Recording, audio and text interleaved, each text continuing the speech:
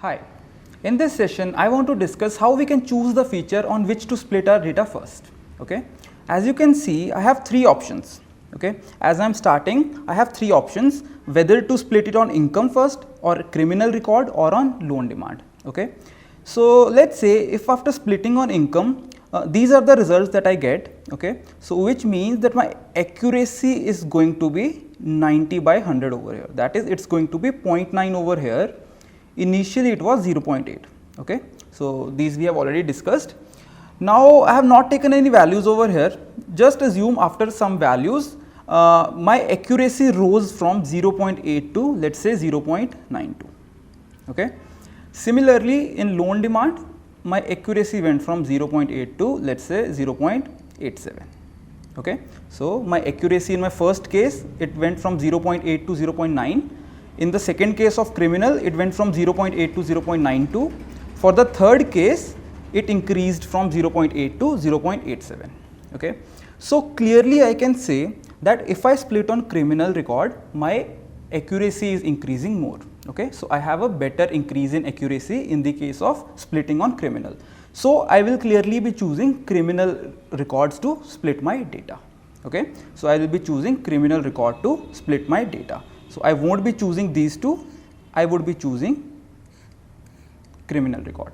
Similarly, after to split further whether to split it on loan demand or on income or to split it on criminal again, then we can choose accordingly again which is giving us better accuracy. Okay, so this is the method which is known as accuracy method to split the data. Okay, so this method is used, this is known as accuracy method.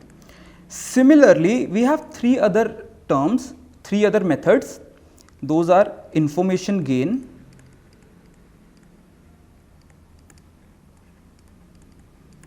gain ratio and Gini index. Okay, and Gini index. So we have already discussed accuracy. Now let's discuss what is information gain. Okay, now let's discuss what is information gain. So just like in the case of accuracy we did it for income, criminal record and loan demand for the three cases, and we saw which gave us the better increase in accuracy, we chose that. Something similar we are going to do in the case of information gain as well. Okay, let's say if I talk about the case of income, again I am going to take the same values, 20 yeses and 80 nos. Okay, I am splitting it.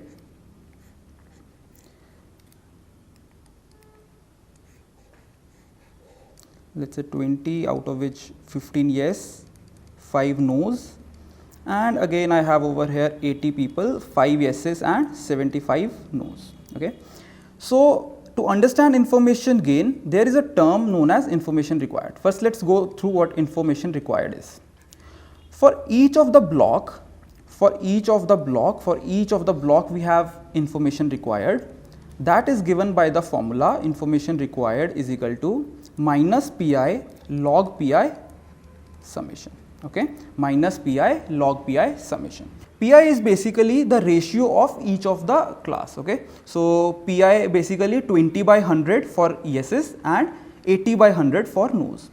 So for this block if I have to calculate information required, it will be given by minus 20 by 100 log 20 by 100 minus 80 by 100 log 80 by 100. Okay, log 80 by 100. Let's say after calculating I get a value something similar to let's say 0.75. Okay, I don't know what exactly the value is, but I am just saying that let it be 0.75. Okay, now similarly I am going to find my information required for this. Okay, for this block I am going to find information required. Info required, let's say it comes out to be 0.6, and similarly information required for this block comes out to be 0.5. Okay, for this comes out to be 0.5. Now what the next step is, we have to find the weighted information required for these two blocks. For these splitted blocks, that is information required of 0.6 and 0.5, we have to find the weighted average. Okay, so what do I mean by weighted average? Basically 80 points belong to my second block, that is 80 into 0.5 plus 20 into 0.6 upon 100. Okay, we all know what weighted average is. So this is basically the weighted average. We have to find the weighted average. So this is going to be taken as my information required after the split. Okay, so 0.75 was my information required before the split, and this is going to be my information required after the split. Okay, so let me not go into the calculation, just I am writing info required 2, and this I am writing info required 1. Okay, info required 1. So now just try to understand what do we mean by info required. So what I am trying to say is, at the beginning when we just started to split, the information required was 0.75. Now I am saying, let's say my information required comes out to be 0.56. I am just taking an example. Let's say it comes out to be 0.56. So before the split, my information required was 0.75, now it is 0.56. So basically I can say that my program has after the split has gained an information of 0.19. Okay, 0.19 information has been gained. Okay, just try to understand that let's say today you need 500 rupees. Okay, so after 1 hour you just need 200 rupees. What that means, that you have gained 300 rupees. You might have gained 300 rupees, only then that's why you need 200 rupees. Okay, so basically 0.19 information has been gained. So for this whole split, I can say my information gain is 0.19. Similar thing like this I have done for income. Same thing I am going to go for my criminal record. I am going to get an information gain. Let's say info gain comes out to be 0.23.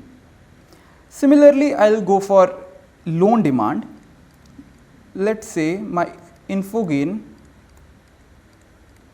comes out to be 0.27.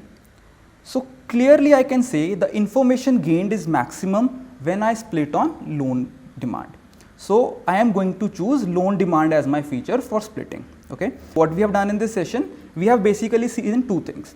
First is accuracy, how we can split on accuracy all the three cases and check which one gives us the maximum accuracy increase. And secondly, we saw the method of information gain, which I introduced you to the terms information required, which is basically equal to minus pi log pi summation. For each of the block, I am going to calculate information required. The starting one is going to be my information required before the split, and after the split, I am going to take the weighted average of the information required. Then I am simply going to subtract, and I will get to know what is the information gain. Similar thing I am going to do for all the features. The feature which gives me the maximum information gain, that is going to be my answer. Okay, so that is the feature that I will be choosing to split my data. Right. I hope accuracy and information gain is clear. In the next session, we will be looking at gain ratio and Gini index. Okay, so thank you.